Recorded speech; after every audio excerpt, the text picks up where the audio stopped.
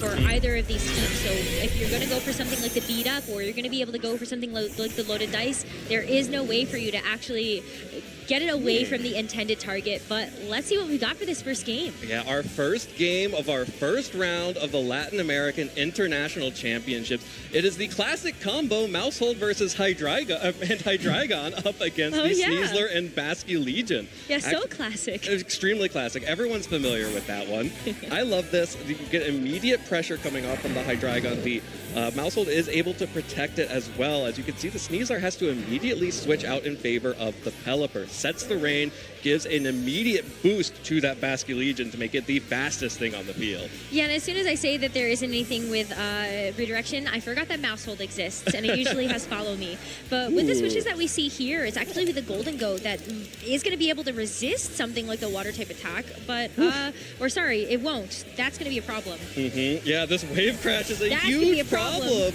That was going into a Hydreigon, which would have been a resisted hit. Instead, just an easy one-hit KO on the Golden Go on the switch in, while James, hoping to get a little too cute there, goes for the protect on the Mousehold. Thought that no way that Patrick's going to target down the Hydreigon. It resists last respects. It resists the wave crash. Why would you ever target the Hydreigon?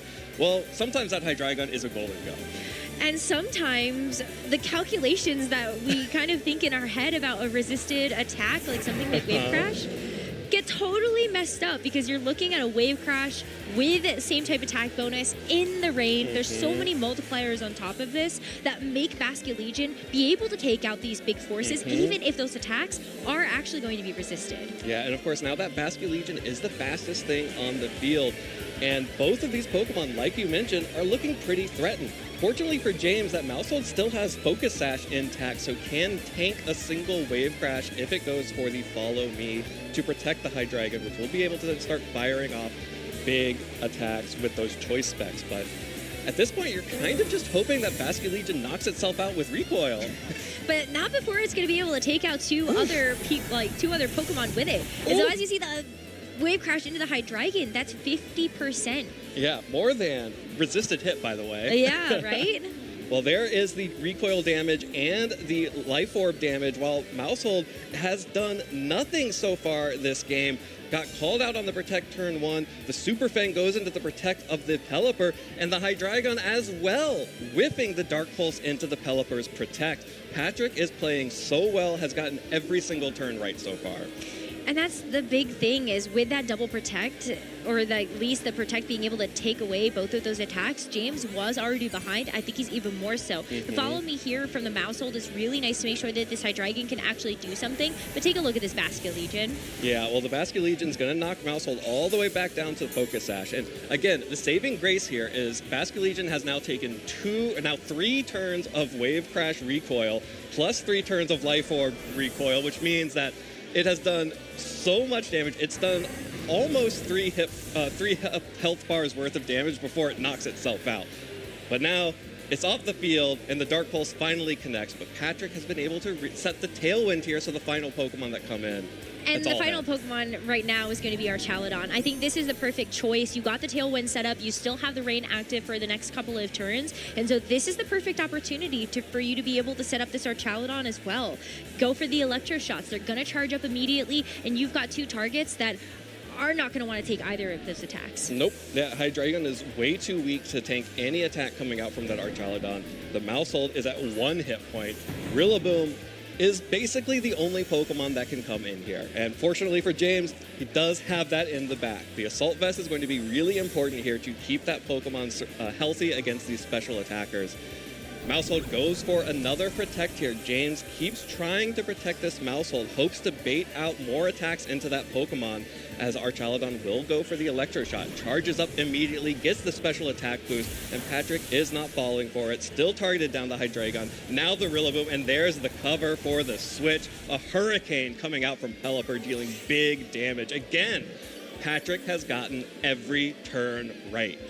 And that's damage with Rillaboom holding an Assault Vest. That super effective hit is going to make this Rillaboom so much easier to actually take out here. Another double up from the Pelipper and the Archaladon is going to be easy enough to take it out. Even if the Hydreigon were able to come back in and be able to select a new move thanks to those choice specs, you still have to chew through a full health Archaladon that's going to be getting defense stacks versus the Rillaboom and the Mousehold, and that's going to be why we see James lock in the forfeit for that first game. Yeah, James just has to forfeit there. Got every single turn. Patrick got every single turn right, so James just needed to get out of that game and head into game 2. And especially, I think I got to shout out the covert cloak on the Pelipper as well. So even the fake out pressure was only going to be able to do anything to the Archaludon, and one fake out into Archaludon is just a free defense boost for that Pokemon. It's not anything real. Exactly. So James is going to need to make some adjustments here, and I think, you know, the biggest thing was that James played a little bit passively in game 1, going for the protect on the Mousehold instead of trying to protect the Hydreigon from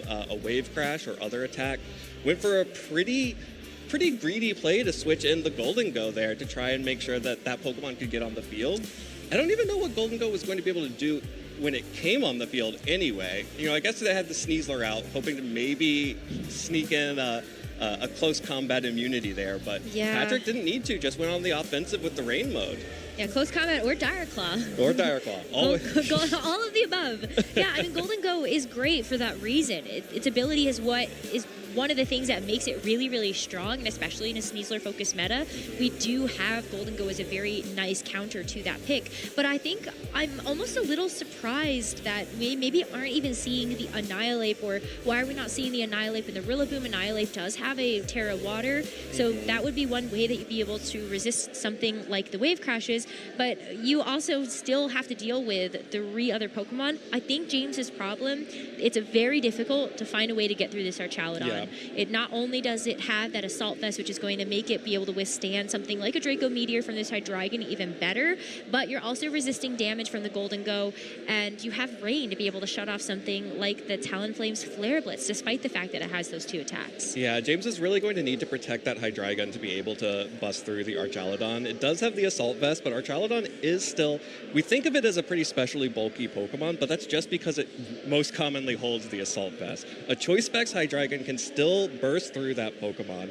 And, you know, the more I think about it, the more I love Patrick's leads from game 1. He showed the Sneasler as a lead, and it is such a common move for players for Golden Go players who see a Sneasler, oh, I just switch in my Golden Go, and that, you know, Dire Claw plus close combat, that Pokemon's now worthless. So I get what James was thinking there, but Patrick was one step ahead, understood that that's sort of the mode that Golden Go players go into. So James is going to need to shake things up here and try to make something different happen. All right, well, as we head into game number 2, we can see that there is actually going to be a pivot. Instead of that Golden Go being in the back, it's going to be in the front. Yeah. And similarly for Patrick, you've got the Rain Duo again. Yeah, I love leading the Rain Duo here. Patrick realizes that he's not going to be able to bait out a Golden Go switch again with the Sneasler. No way. And James is like, well, what if I just bring the Golden Go out immediately? Then I don't have to switch it in, and now Mousehold is able to protect it, and nasty plots can come off. Here's the Follow Me from the Mousehold, going to redirect attention from both of Patrick's Pokemon. James is not going to allow Golden Go to get knocked out on the switch and without doing anything this time around. There's the Focus Sash from the Wave Crash, dealing so much damage to itself on the recoil. With the Life Orb, that's over 50%, I believe. The Golden Go's targeting down the Pelipper. James does not think Patrick is just going to let him take the KO on the Basculegion, but Patrick is not afraid and gets the Tailwind up. Okay, so I love this because this Basculegion is still going to be the fastest thing on the field. Mousehold is still around, so it's able to redirect away another Wave Crash with Follow Me, but you also have the opportunity here for Golden Go to actually secure a knockout, and I think that is the biggest deal. You don't necessarily have to play around something like Protect, even though Pelipper and Basculegion both have it. You have already done more of this Golden Go than you did in that first game, and James is certainly trying to play around the fact that Pelipper was able to do so much to his team in game number 1. Absolutely, and with the recoil that almost dealt 50% to Basculegion, looks like more like 30-40% there instead of 50, puts it well in range of Rillaboom if James has that Pokemon in the back. So Basculegion is pretty much out of the fight right now, as Mousehold will go ahead and redirect once more. Basculegion picks up the KO, another huge Wave Crash coming out to pick up that 1 hit point on the Mousehold. Will take more damage from the Life Orb recoil as well. But this does mean, like you were saying, Golden Go finally gets a chance to do something. And I really like that it's going to be just being able to withstand something like this Pelipper attack. Thank goodness you're not going to get something like Confusion, but the fact that you're able to Shadow Ball the Pelipper and you're able to knock it out leaves you so much more free to be able to keep in some of your other attackers that this Pelipper would have been able to actually do a lot into. Most notably, I'm thinking of the Rillaboom, who took over 50% HP from that Hurricane, even though it was holding something like the Assault Vest. Absolutely. And ooh, the Incineroar is the new Pokemon coming out from Patrick. Going to get intense value on the Rillaboom with that Intimidate. Unfortunately for Patrick, Basculegion has dealt too much damage to itself. Probably still well in range of a Grassy Glide from this Rillaboom, even after the Intimidate. But that Incineroar is able to potentially threaten a Fake Out to allow the Basculegion to get another Wave Crash or even a Last Respects into that Golden Go now, so you don't have to worry about the recoil. Or just go on the offensive itself. It has Knockoff, it has Flare Blitz, why not? Yeah, why not? I think the knockoff and Flare Blitz, though, does make this a little bit anti-synergistic. I'm looking at the Flare Blitz and thinking, well, okay, I don't know what you're going to do in the rain right now, but it's not so bad to try. Golden Go has to protect itself this turn, though, because it is going to be in danger of getting knocked out. Wow, how does Patrick get all of these turns correctly? Is not afraid of the Grassy Glide, is not, afraid of anything, just goes for the Last Respects into the Rillaboom. And Rillaboom now will go ahead and U-turn out into the Incineroar, hits a little bit of damage while the Incineroar whiffs into the Golden Go's Protect. So Patrick was covering both of those options, but just leaving this Basculegion out on the field, even though it was potentially a little bit threatened from that Grassy Glide. Perhaps Patrick knows something I don't know, and that after an Intimidate, Rillaboom doesn't pick up that KO, but now we've got the Hydreigon out, and we're closing in on Tailwind turns, which will be huge. Need to get that Basculegion off the field and the Tailwind off, and then James is going to be in pretty good position. I don't think you can necessarily wait for that, though, especially because you have this Choice Specs Hydreigon. You don't have access to something like the Protect, so you're going to have to lock into something right now. James needs to play around the fact that he's going to be stuck with this Hydreigon until the end of this game.